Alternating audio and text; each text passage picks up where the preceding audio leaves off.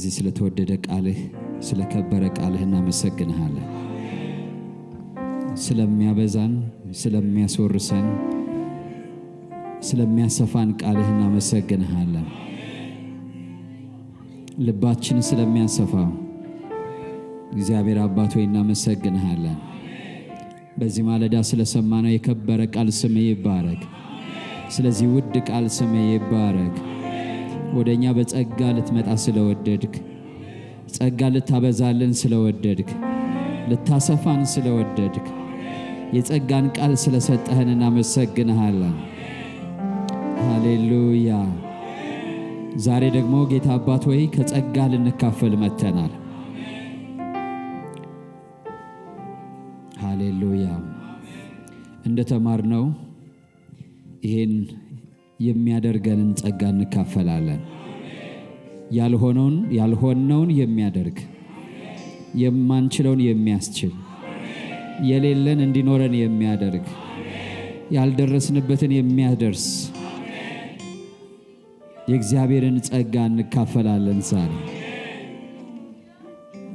እግዚአብሔር ፈቃዱ ነው ለማይገባን ሰዎች የከበረውን የእግዚአብሔርን መልካም ስጦታ ሊሰጠን የእግዚአብሔር በጎ ፈቃድ ነው። መጽሐፍ ቅዱስ ሲናገር ሁሉ በጸጋ እንዲሆን ይላል፣ ከሥራ መሆኑ ቀርቷል ይላል። ዛሬ ስለሰራነው ሥራ ሳይሆን ስለ ማንነታችን ሳይሆን ስለ ማንነቱ እንቀበላለን። ስለ ሥራችን ሳይሆን ስለ ሥራው እንቀበላለን። ስለዚህ ልባችን እናዘጋጃለን።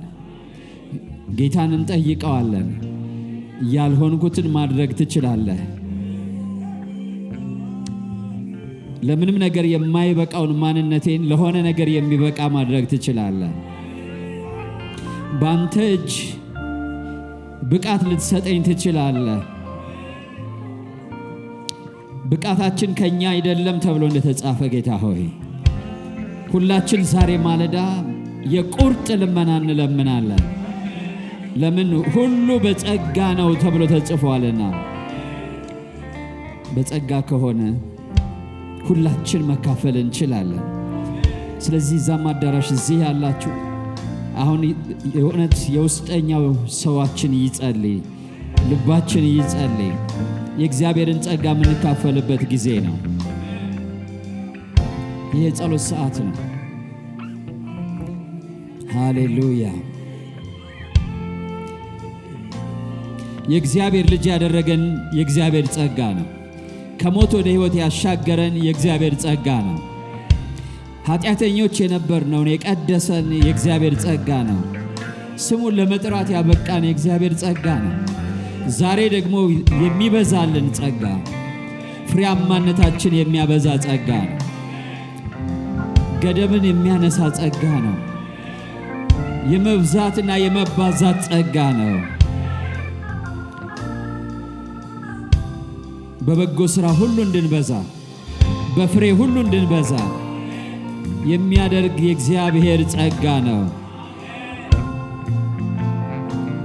ስለዚህ መብዛት የምትፈልጉ፣ ፍሬያማ ሕይወት የምትፈልጉ ጸጋውን ለምኑ።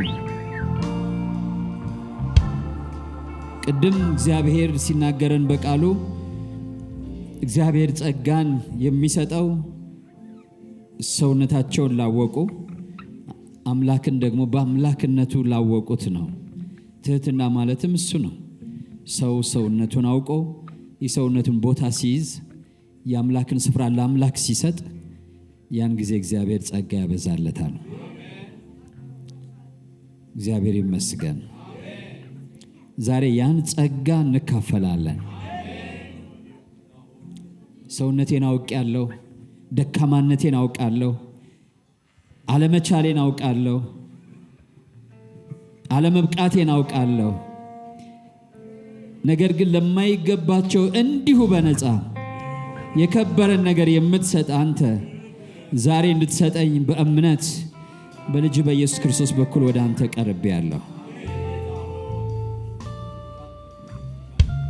ወገኖቼ ሁሉም በነፃ የሚወስደው ከሆነ ለምን ድሃ እንሆናለን?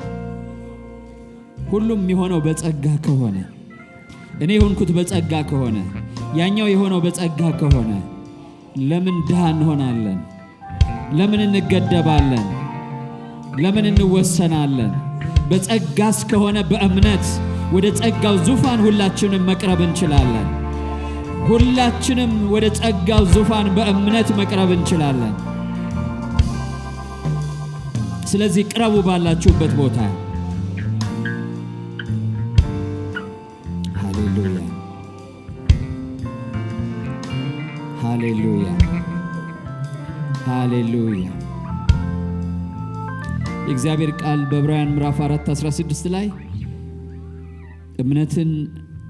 ምሕረትን እንድናገኝ በሚያስፈልገን ጊዜ የሚረዳንን ጸጋ እንድንቀበል ወደ ጸጋው ዙፋን በእምነት እንቅረብ ይላል።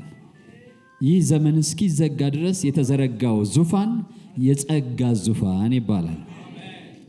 እግዚአብሔር እንዲሁ በነፃ በልጁ በኢየሱስ ክርስቶስ ሥራ ለሰው ልጆች ያለውን ነገር ሁሉ የሚያካፍልበት የሞገስ ጸጋ ይሁንለት፣ ይደረግለት፣ ትሁን፣ ይሁን ብሎ የሚያውጅበት ዙፋን ነው አሁን ያለው ዙፋን።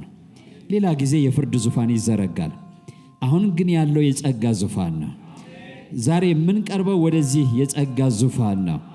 ምሕረት ወደምናገኝበት፣ ኃይል ወደምናገኝበት፣ ክብር ወደምናገኝበት፣ የሚያስፈልገንን ነገር ሁሉ ወደምናገኝበት። በበሽታ ውስጥ ያላችሁ ካላችሁ የመኖር ጸጋ መጠየቅ ትችላላችሁ። እግዚአብሔር ሆይ መኖር የማይገባኝ እንኳን ብሆን በጸጋ ልኖር።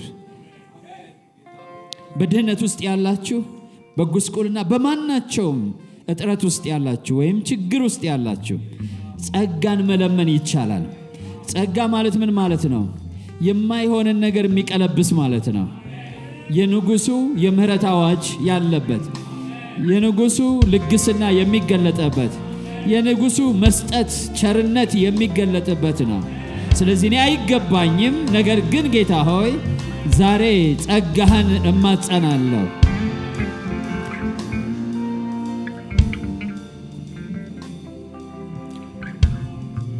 ቀጥሉ፣ ለምኑ። እንደ ልመናችሁ ነው የሚያደርገው እግዚአብሔር።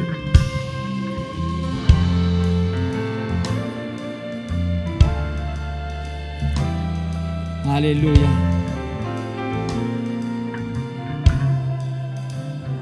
ሃሌሉያ። ጸልዩ ጸልዩ። በሰው እጅ መጫን ብቻ አትመኑ። የራሳችሁ ስትጸልዩ እግዚአብሔር ይባርካቸዋል፣ ይሰጣቸዋል። ሰው መቶ እጅ ቢጭንባችሁ በዘይት ቢጸልይላችሁ የጸለያችሁትን ነው የምትቀበሉት፣ የለመናችሁትን ነው የምትቀበሉት። ስለዚህ አሁን ለምኑ፣ አሁን ጠይቁ። ወደ ጸጋው ዙፋን በረሃብ ቅረቡ፣ በመጠማት ቅረቡ። የሚያስቀጥል የእግዚአብሔር ጸጋ፣ የያዛችሁትን መልካም ነገር የሚያስፈጽም የእግዚአብሔር ጸጋ፣ ዳር የሚያደርስ የእግዚአብሔር ጸጋ፣ በቃሉ እንደሰማችሁት ዳር የሚያደርስ የእግዚአብሔር ጸጋ። ጸጋ የጎደለው ተሰነካክሎ ይወድቃል። ጸጋ የጎደለው አቅም አንሶት ይወድቃል። ጸጋ የጎደለው ጉልበት አጥሮት ይገመገማል። ስለዚህ እግዚአብሔር ሆይ ጸጋ እንዲጎለኝ አልፈልግም፣ ዛሬ ጸጋን አብዛልኝ ጌታ ሆይ እንለዋለን።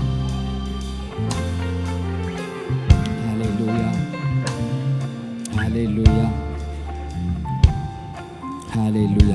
እኔ አምናለሁ የሰማችሁት ቃል አሁን የሚጸለየው ጸሎት ዛሬ ታሪካችሁን ይቀይረዋል፣ ታሪካችንን ይቀይረዋል።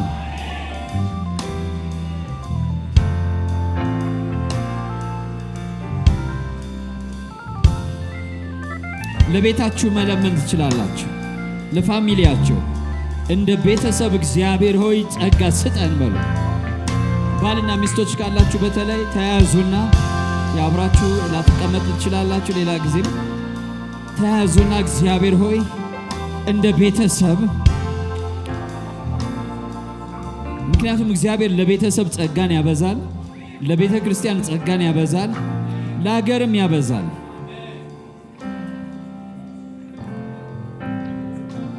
ስለዚህ ጠይቁ። እግዚአብሔር ሆይ ለዚህ ቤተሰቤ፣ ባለትዳሮች፣ ልጆች ያሏችሁ፣ ባል ሚስት ያላችሁ ያን የጋራ ጸጋ ጠይቁ። ያን የጋራ ጸጋ ጠይቁ። ቤታችሁን የሚጎበኝ ጸጋ፣ ቤታችሁን የሚረዳ ጸጋ። የዳዊት ቤት የሚለው አለ መጽሐፍ ቅዱስ አይደለም? የዳዊት ቤት እግዚአብሔር ሆይ ቤቴን የሚያነሳ ጸጋ፣ ቤቴን የሚባርክ ጸጋ፣ ቤቴን የሚያጸና ጸጋ። ብዙ ቤት አይጸናም፣ ይፍረከረካል፣ ግን ጸጋ ያጸናል። እግዚአብሔር ሆይ ለቤቴ ጸጋ ይብዛልኝ። ይብል ላላችሁ ነገር፣ ትዳር አላችሁ፣ አገልግሎት አላችሁ፣ የያዛችሁት ነገር አለ፣ ጸጋ ካልኖረ ይፍረከረካል።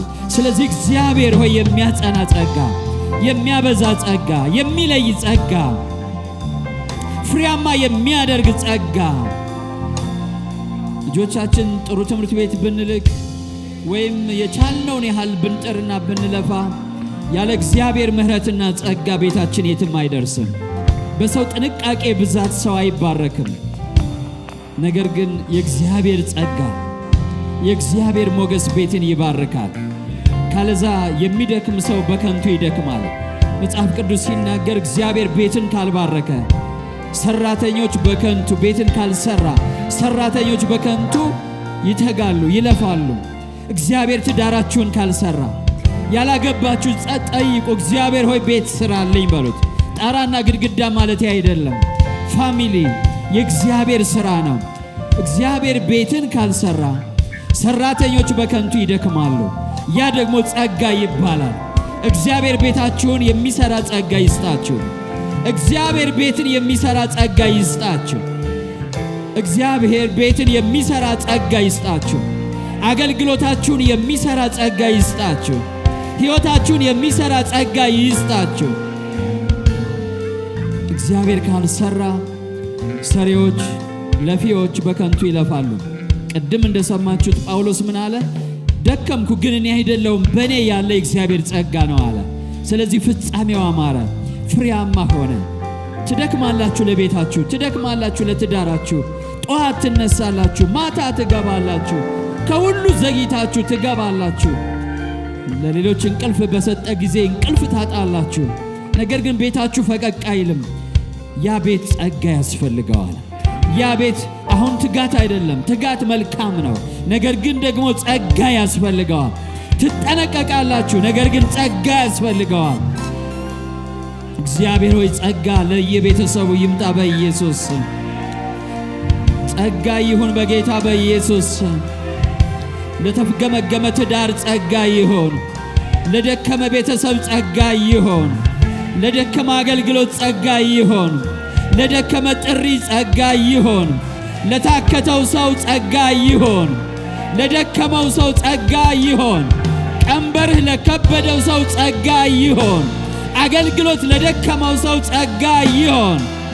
ክርስትና ሕይወቱ ለደከመው ሰው ጸጋ ይሁን። ጸጋ ይሁን በኢየሱስ ስም። የሚያበረታ ጸጋ፣ የሚያጸና ጸጋ፣ የሚረዳ ጸጋ፣ የሚያበዛ ጸጋ በኢየሱስ ስም ለሕዝብ ይሁን። ለሕዝብ ይሁን። ለአገልጋዮች ይሁን። ለአገልጋዮች ይሁን። ለሚስቶች ይሁን። ለባሎች ይሁን። ለልጆች ይሁን። ለወጣቶች ይሁን። እግዚአብሔር ሆይ ለዚህ ቤተ ክርስቲያን ጸጋ ይሁን። በኃይልና በብርታት አይደለም ብለሃል ጌታ ሆይ። ዛሬ ጸጋን እንለምናለን። ጸጋን እንለምናለን። ለቤተ ክርስቲያን ጸጋ እንለምናለን። የመጽናት ጸጋ እንለምናለን። የእውነት ጸጋ እንለምናለን። የቅድስና ጸጋ እንለምናለን። የመገለጥ ጸጋ እንለምናለን። የመስፋፋት ጸጋ እንለምናለን። የመብዛት ጸጋ እንለምናለን። የመከናወን ጸጋ እንለምናለን። እግዚአብሔር ሆይ ጸጋ ይሆንልን። እግዚአብሔር ሆይ ጸጋ ይሆንልን። እግዚአብሔር ሆይ ጸጋ ይሆንልን።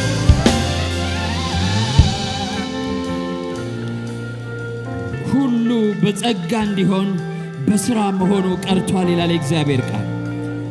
ማደግ በጸጋ ነው። መሳካት በጸጋ ነው። መከናወን በጸጋ ነው። ስለዚህ ይሄ የገባው ሰው ዝም ብሎ እንደ ሁል ጊዜው አይነት ጸሎት አይጸልይም። ቅድም ፓስተር እንዳለው ጳውሎስ ምን አለ? እኔ ከኃጢአተኞች ዋና የሆንኩት ሐዋርያ የሆንኩት በጸጋ ነው አለ። ማለት እኔ ከኃጢአተኞች ዋና ስለነበርኩ ሐዋርያነት የሚገባኝ ሰው አይደለሁም። እንዲያውም እኔ ጭንጋፍ ነበርኩ ይላል። ነገር ግን በእግዚአብሔር ጸጋ የሆንኩ እኔ ነኝ አለ። የእግዚአብሔር ጸጋ ልንሆነው የማይገባንን ያደርገናል። እንደ ቤተ ክርስቲያን፣ እንደ ቤተሰብ፣ እንደ ባል፣ እንደ ሚስት፣ እንደ ልጆች። ወጣቶች ጸልዩ።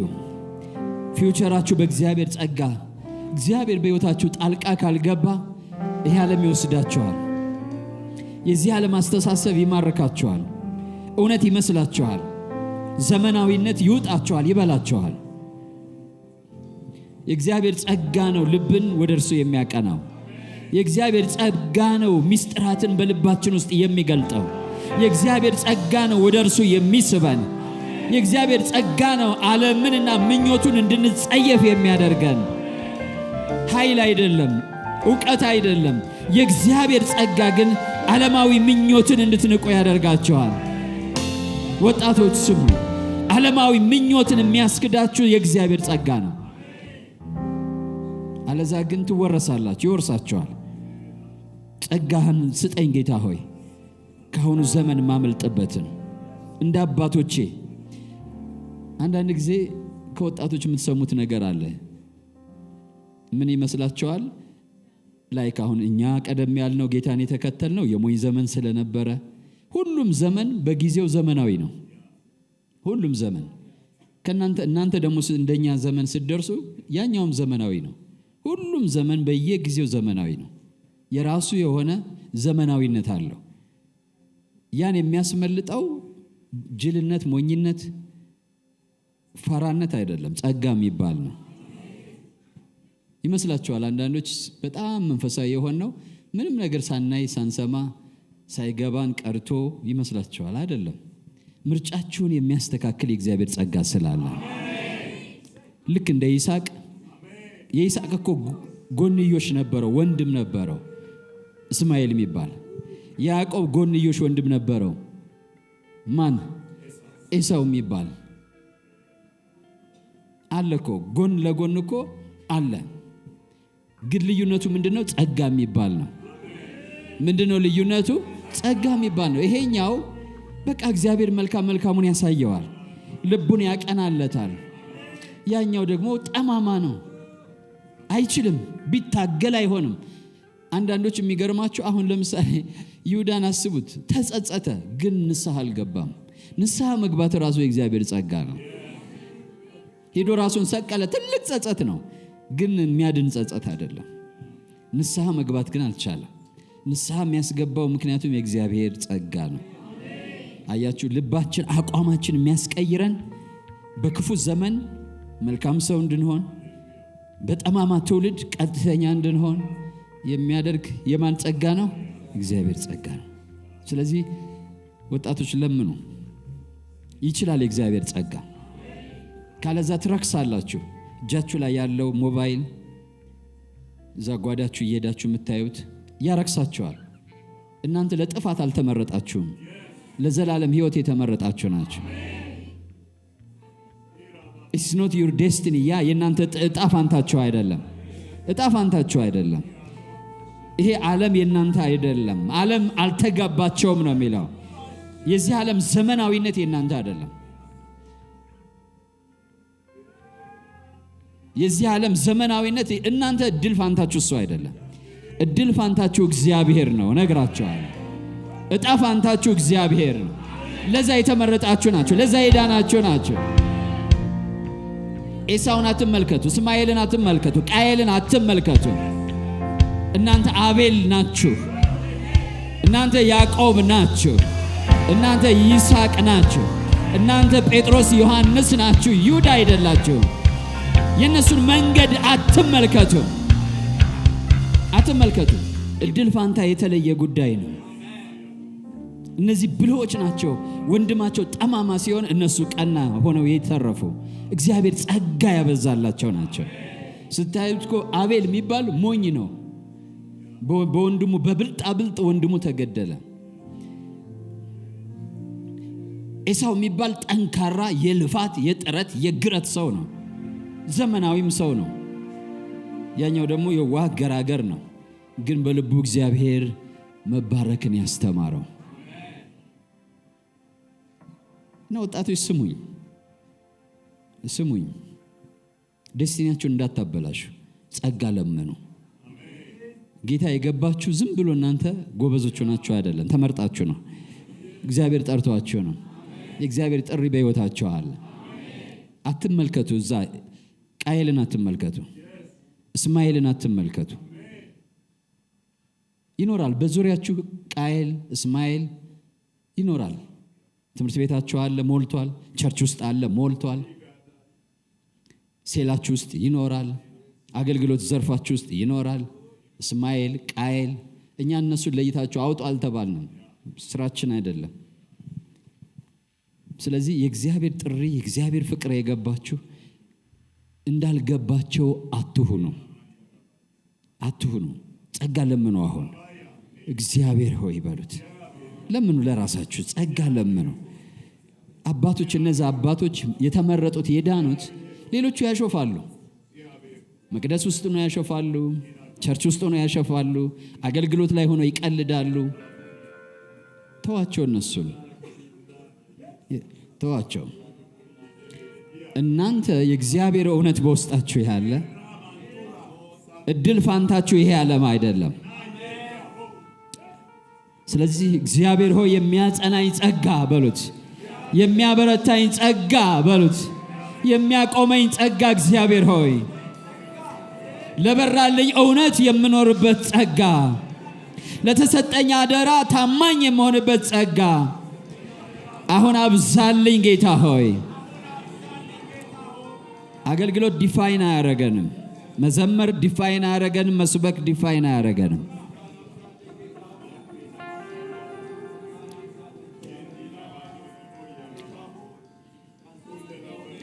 ወላጆች ጸልዩ ለቤታችሁ፣ ባለትዳሮች ጸልዩ ለትዳራችሁ።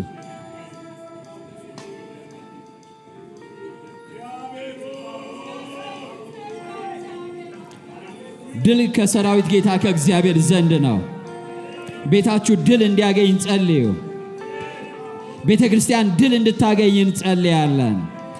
የእግዚአብሔር ጸጋ ጉዳይ ነው ወገኖቼ። በጌታ በኢየሱስ ስም አባት ሆይ ሃሌሉያ፣ ሃሌሉያ፣ ሃሌሉያ።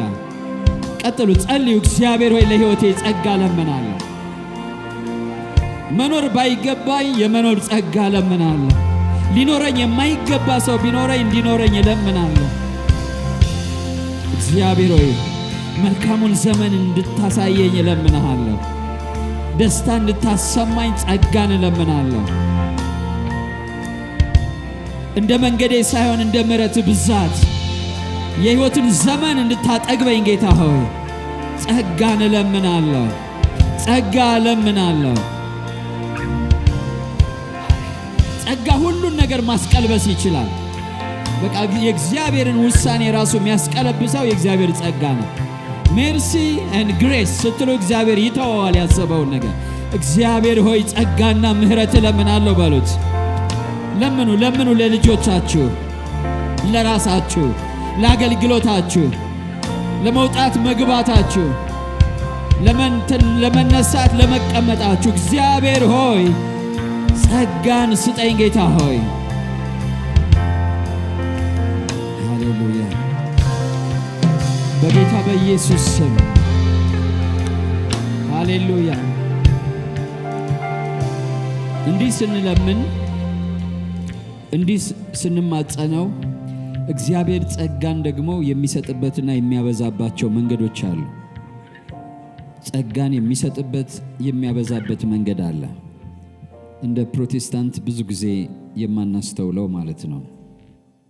እንደ እግዚአብሔር ቃል ግን እውነት የሆነ አንደኛው ቅድም እንዳልኩት በጌታ በኢየሱስ ክርስቶስ ስም ወደ ጸጋው ዙፋን መቅረብ ነው። ዋናው እሱ ነው መሰረቱ።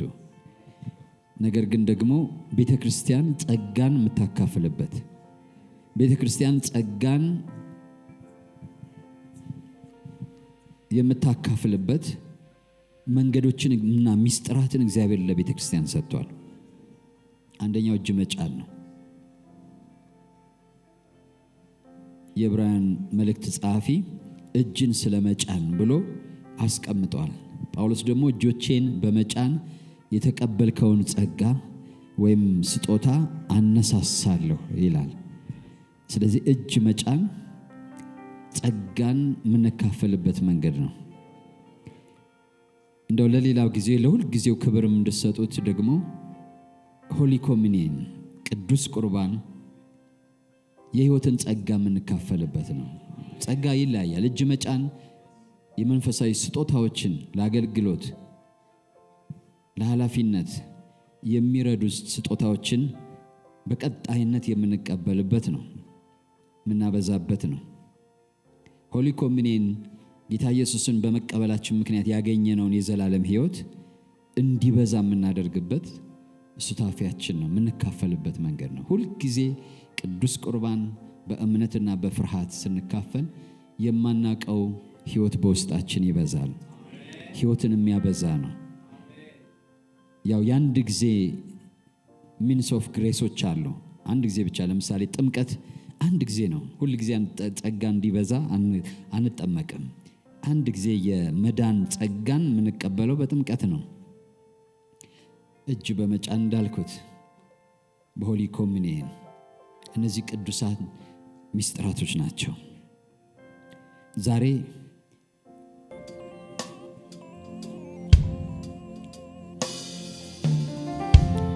ሃሌሉያ። ምናልባት ለዚህ ፕሮግራም ብላችሁ የመጣችሁ ለመጀመሪያ ቀን የመጣችሁ ሰዎች አላችሁ። እጃችሁን ባይ ደስ ይለኛል። ለመጀመሪያ ቀን የመጣችሁ ካላችሁ ለመጀመሪያ ቀን ካለ የመጀመሪያ ቀን እዛ ሁለት ሰው ይታየኛል። እዚህ ጋር ሰው አይቻለሁ። ነይ ወደዚህ። ለመጀመሪያ ቀን የመጣችሁ ምን ነው መጀመሪያ አላወጣችሁም እጃችሁን? እንዳትዋሹ እሺ። ጸጋ በእውነት ነው ሰው የሚቀበለው፣ በትህትና ነው የሚቀበለውና ሌላ ሰው ዛሬ ለመጀመሪያ የመጣ አንድ ሰው መጥቷል ወደ እኔ። ለመጀመሪያ የመጣችሁ ወደዚህ ነው። ልጸልይላችሁ ነው፣ ሌላ አይደለም። ለጸሎት ፈልጋችሁ ለመጀመሪያ ጊዜ የመጣችሁ ይለፉ። ወደፊት ቦታ የለም እዚህ፣ ወደፊት ወሰዷቸው። እሺ፣ ከክፍለ ሀገር የመጣችሁ ለዚህ ፕሮግራም ብላችሁ አሁንም እንዳትዋሹ። ከቢሾፍቱም ሊሆን ይችላል፣ ከአዳማ ሊሆን ይችላል፣ ከሶሎልታ ሊሆን ይችላል። ጀስት ግን ለዚህ ፕሮግራም ብላችሁ የመጣችሁ ካላችሁ እናንተንም እጃችሁ ማየት ፈልጋለሁ። እዛኛው ማዳራሽ ካላችሁ ለሁሉ ሰው ይጸልያል። ስፔሻሊ ግን በዚህ ሁኔታ ለዚህ ፕሮግራም ብቻ የመጣ ሰው ካለ ወደፊት ውጡና ጸልይላችኋለሁ።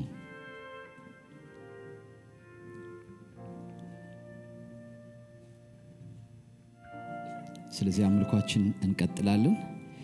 ጌታ ስሙ የተባረከ ይሁን። ዛሬ እግዚአብሔርን ጸጋ ትካፈላላችሁ። ከማን ነው የምትካፈሉት? ከጌታ ኢየሱስ ነው የምትካፈሉት። የጸጋ ሁሉ ጌታ ባለቤት እሱ ነው። እግዚአብሔር ስሙ የተባረከ ይሁን። የጸጋ ሁሉ ባለቤት ማን ነው? ጌታ ኢየሱስ ነው። ጌታም ይልና በሐዋርያት እጅ ነው የሚለው። ሰሪው ማን ነው? ጌታ ነው። እጁ ግን የማን ነው? የሐዋርያት ነው። ጌታም በሐዋርያት እጅ። ይሄን አትርሱ። ጌታ ነው የምትፈልጉትን የሚሰጠው፣ ደግሞ የለመናችሁትን ነው። ማንም ሰው ቸርነት ሊያደርግላችሁ አይችልም። ስለዚህ ጌታ በአገልጋዮች እጅ ጸጋን ይሰጣችኋል፣ ጸጋን ያካፍላችኋል። በጌታ በኢየሱስ ስም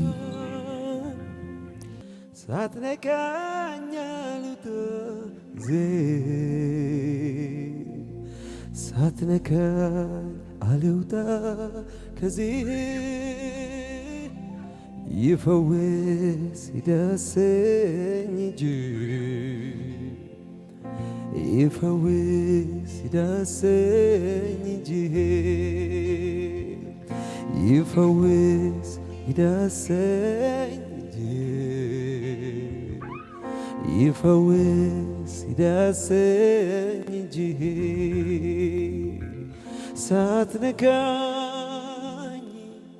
ሳትነካኝ አልውጣ ሳትነካኝ አልውጣ ከዚህ ይፈውስ ይዳሰኝ እጅ ይፈውስ ይዳሰኝ እጅ ይፈውስ ይዳሰኝ ይፈውስ ይዳሰኝ እጅ ላይን ሳይሆን ውስጤን የሚፈውስ ጥሻውን ውስጠቴን በፍቅር የሚያንኳኳ ሚነቀል ነቅሎ ሚተክል ተክሎ የሚለውጠኝ ሌላ አድርጎ እጅ